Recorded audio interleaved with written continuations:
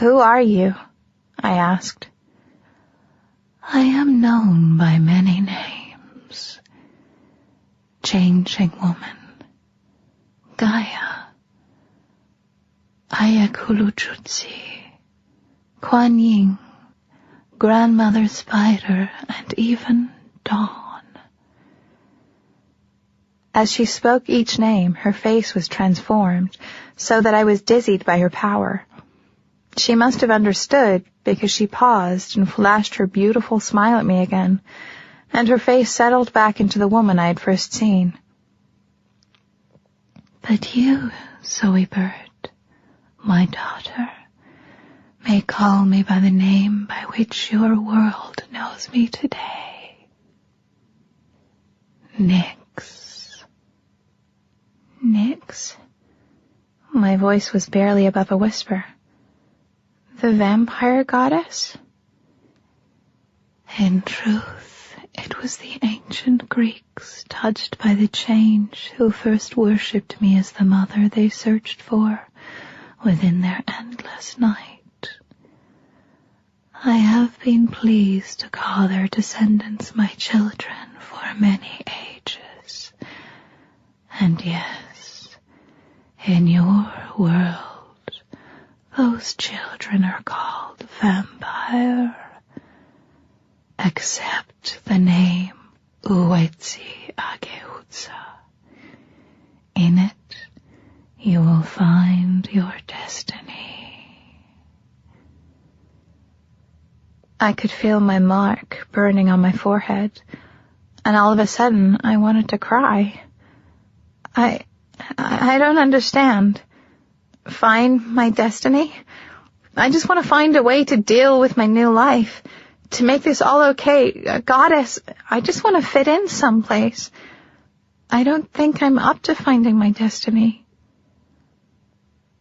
The goddess's face softened again, and when she spoke, her voice was like my mother's, only more as though she had somehow sprinkled the love of every mother in the world into her words.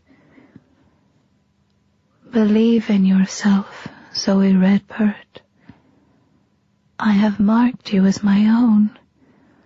You will be my first true Uetsi Agehutsa, Venai Svenoye, daughter of night in this age. You are special. Accept that about yourself, and you will begin to understand there is true power in your uniqueness. Within you is combined the magic blood of ancient wise women and elders, as well as insight into and understanding of the modern world. The goddess stood up and walked gracefully toward me, her voice painting silver symbols of power in the air around us.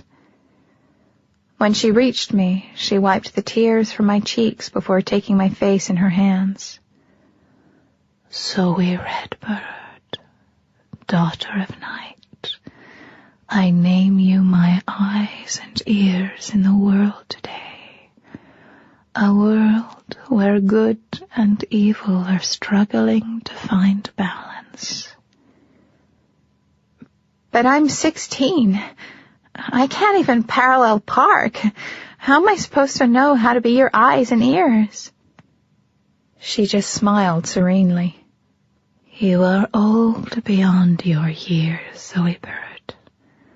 Believe in yourself and you will find a way. But remember, darkness does not always equate to evil, just as light does not always bring good. Then the goddess Nyx, the ancient personification of night, leaned forward and kissed me on my forehead. And for the third time that day, I passed out. Chapter 6. Beautiful, see the cloud appear. Beautiful, see the rain draw near. The words of the ancient song floated through my mind.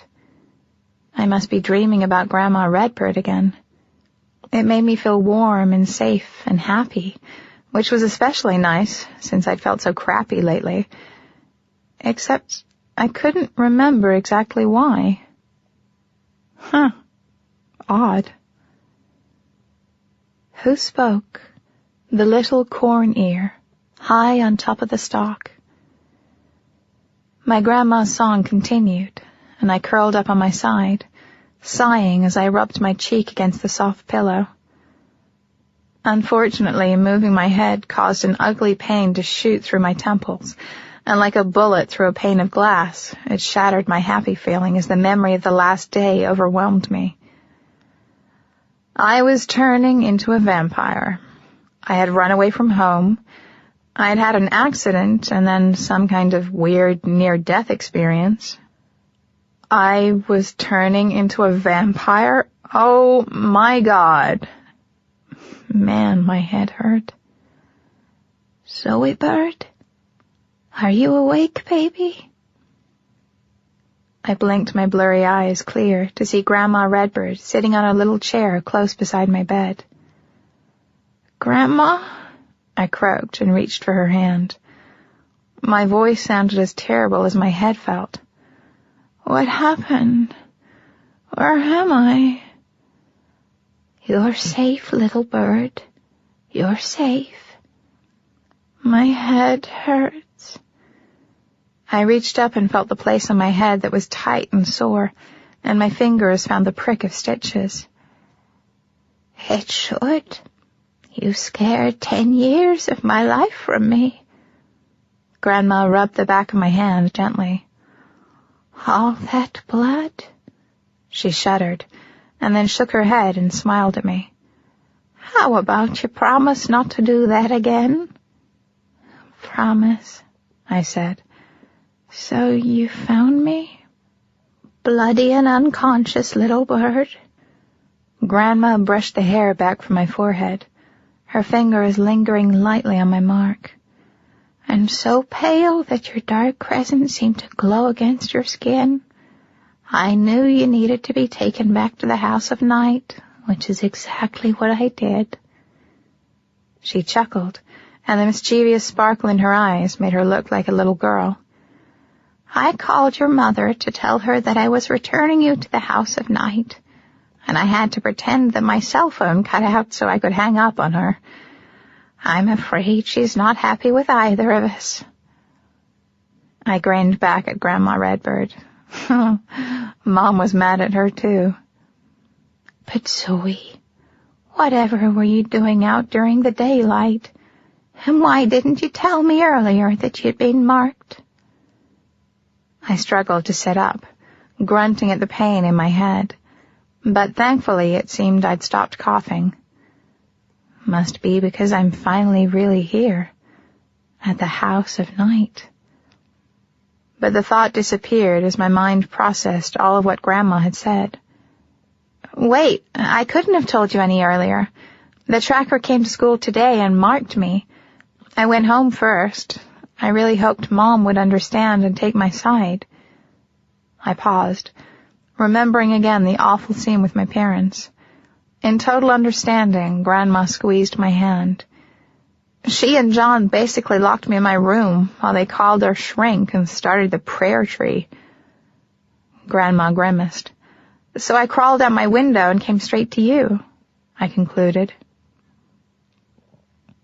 I'm glad you did, Zoe Bird, but it just doesn't make any sense. I know, I sighed. I can't believe I got marked either. Why me? That's not what I mean, baby.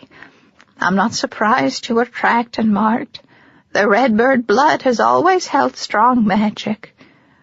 It was only a matter of time before one of us was chosen.